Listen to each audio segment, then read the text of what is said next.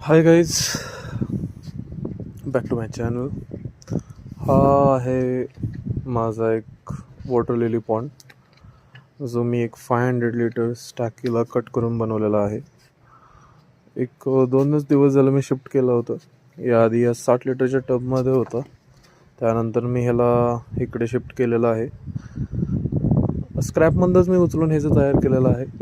ह्यात आत्ता mollies, dinos, zebra, gouramis तुम्ही बघू शकता. तिथे गुरामीज सुद्धा आहेत. सध्या ते जास्त वर येत नाही आहेत. दिसत असेल तुम्हाला.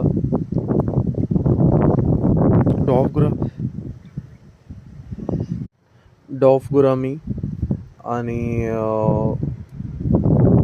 एक फल गुरामी आहे. मी सकाळीच आज सोडतो का तो मोठा देरशी स्क्रॅपपासून बनवलेला हा आम्ही पॉन्ड आहे.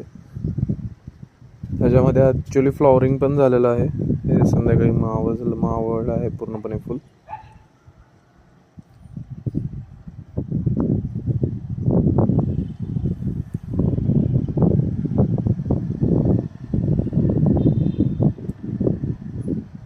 यात मला अजून थोडे मोठे फिशेस सोडायचे आहेत, बट त्यावेळेस मी हे मॉलीज बाहेर काढेन.